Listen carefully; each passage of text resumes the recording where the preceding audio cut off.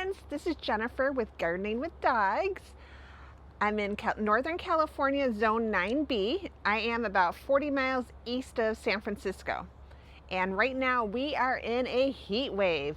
We are having rolling blackouts, which I don't think it'll affect me. It usually doesn't. So yeah, it's hot. It's supposed to be 100 today. The thing is, I don't feel a breeze, which is just crazy. The weather here has been just weird all week. It's been humid. It's been, some areas got sprinkles of rain, which we don't get rain in July, and hot. So it's been hot, humid, and no wind, which I'll be honest with you, I kind of like a little bit of the change in the weather. I'm from the East Coast initially, so I'm used to humidity and that, though it was a little bit much in the afternoons, but in the morning, I'll tell you, I'm loving these warm mornings. Right now it's about 7 o'clock in the morning and it's in the low 70s, which is perfect weather for being outside.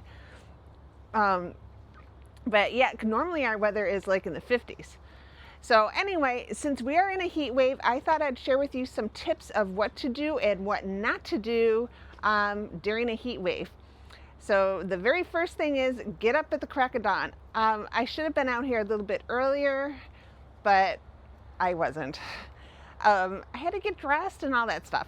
But you should try to get out at the crack of dawn in your bathrobe or whatever and do your morning chores. And they're very simple chores during this heat wave. This is, if you're a gardener, this is a time to sit back and relax. So yeah, so that's the first thing, wake up early.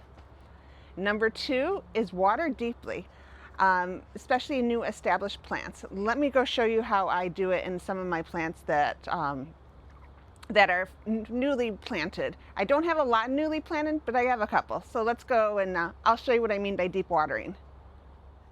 This is a pugster butterfly bush. I just planted this about a month ago, so it's not completely established yet.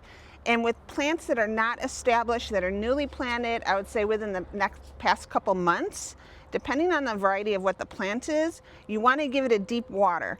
And what to do for a deep water is you're going to go underneath the plant, and then you're going to turn the water on, and you're going to water it at the roots of the plant.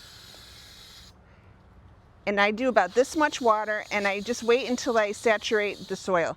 I already watered this because this plant's easier for me to show you than what's in Sully's garden.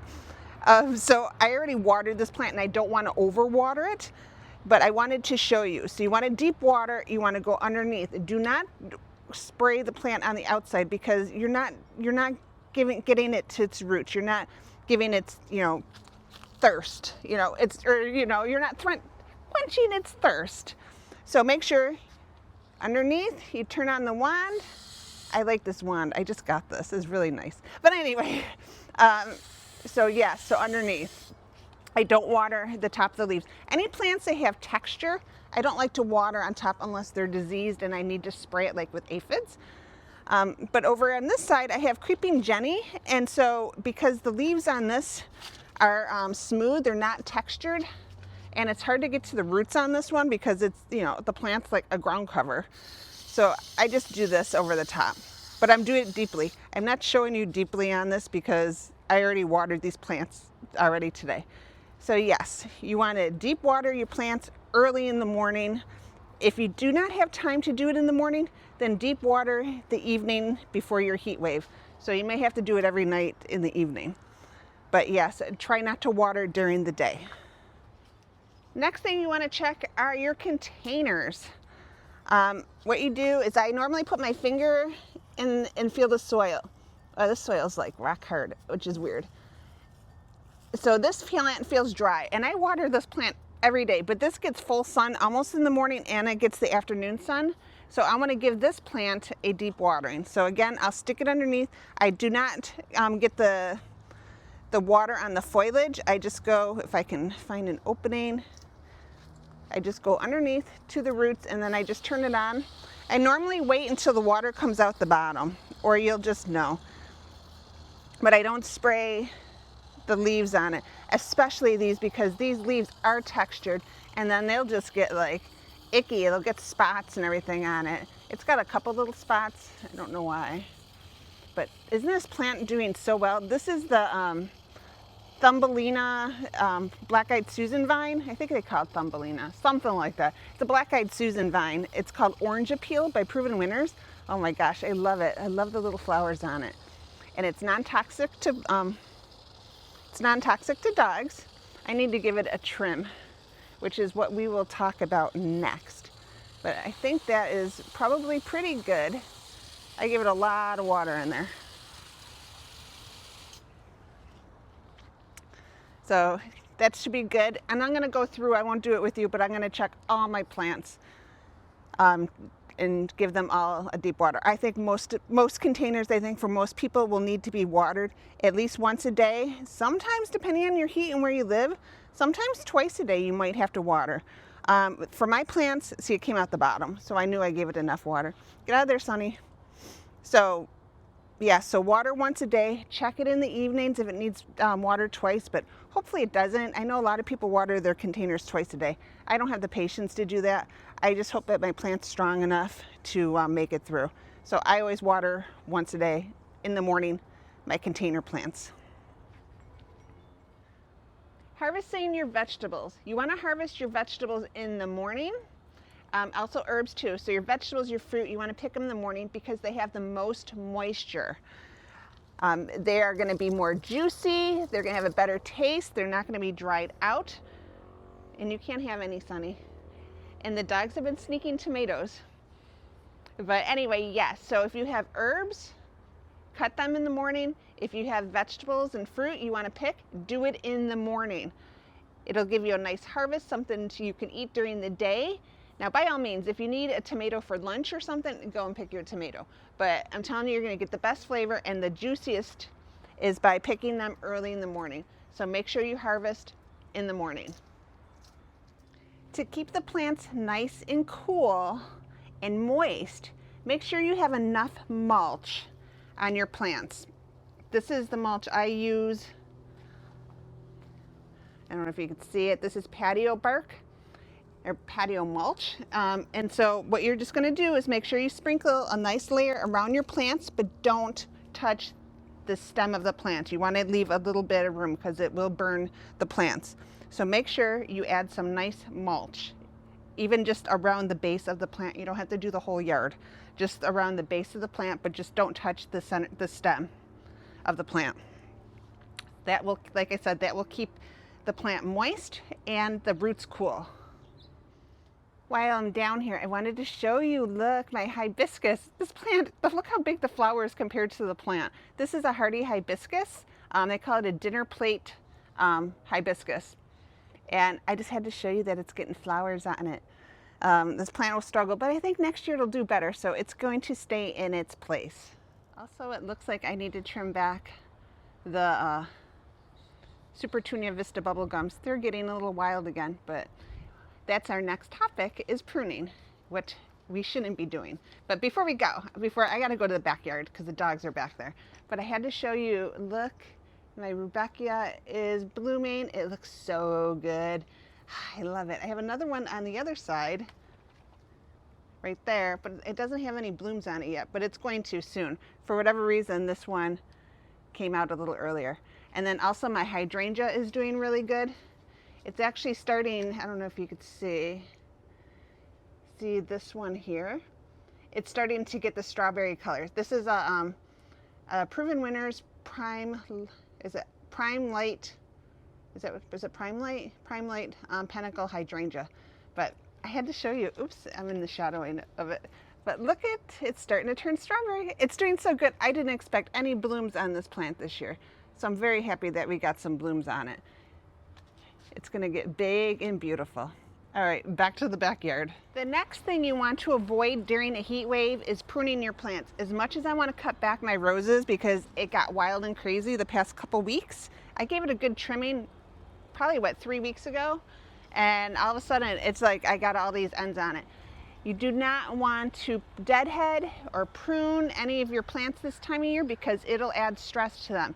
They will, for one, you could leave open cut, you know, when you cut it, it's an open end, and with the heat wave and they're stressing from the heat can bring on disease. you don't want your plants to get diseased. So hold off on spraying, or not spraying, hold off on trimming your plants until the heat wave is over. And this goes for, so check your weather ahead of time. So if you know you're going to have a heat wave in like 3 days, do not do this ahead of time. Wait until everything is done and over and you're back to your normal weather. Then you can trim up your plants. So yes, do not, Stashi's right under me. So do not do any deadheading, pruning, trimming, anything. Another thing you do not want to do during a heat wave is fertilize your plants. Do not fertilize them because you're going to encourage new growth, and you don't want new growth to burn from the sun and from the heat. They'll struggle. Wait until the heat wave is over.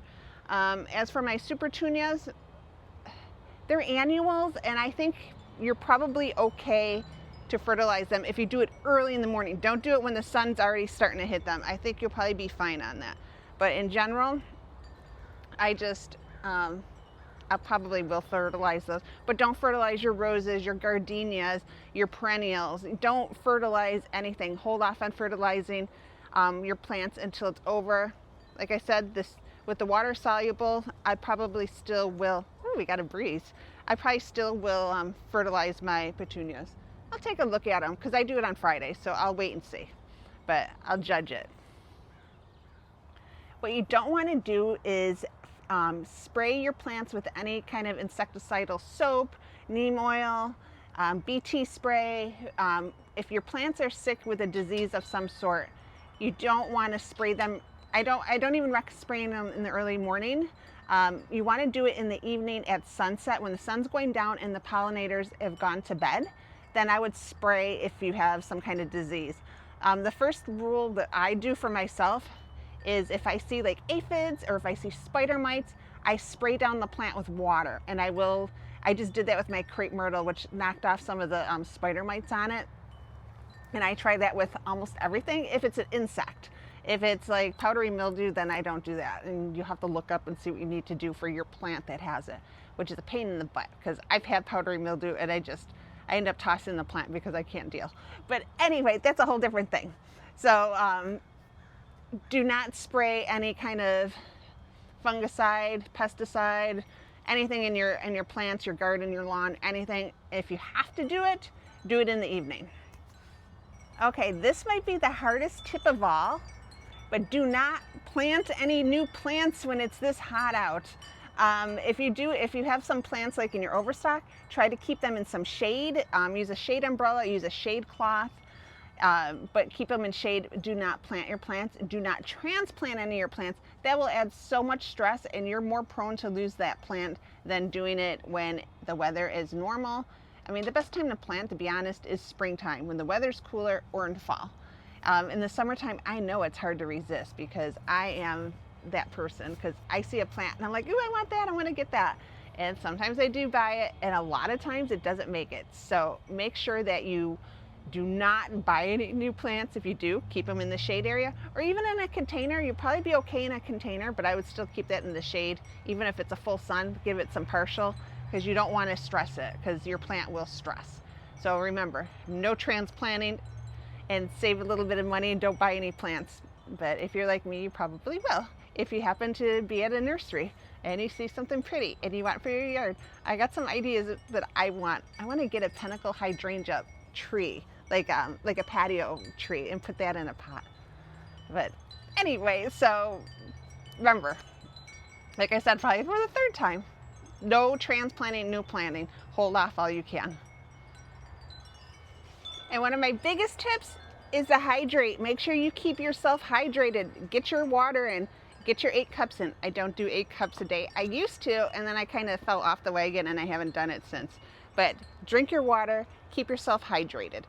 And while we are outside, and for those who have pets, I have some tips for you there too, to keep your pets safe. But let me go take a sip and put this down. Another tip is make sure that your bird baths are filled with water, your hummingbird food is filled with water, and that if you have a bee watering station, make sure that's filled with water because your little friends, your little pollinators are going to be thirsty too, so you want to make sure that they have plenty of water. So tips for your pets outside. For one, if you have to walk your dogs, I don't walk my dogs. I mean, they're crazy. I can't walk them. So I let them, do their business in the yard. But if you walk your dogs or you want to let them play outside, do it early in the morning or late evening. Do not take your dogs outside when it's 100 degrees out. It is just too hot. Unless they have to go potty, then take them potties and then get them back in the house. It's too hot for your poor dogs. And you don't want to risk your dogs letting them stay outside. They could get heat stroke very easily, especially little dogs like pug dogs, Jack Russells, Chihuahuas. Those dogs that are outside in the heat are more prone to get heat stroke.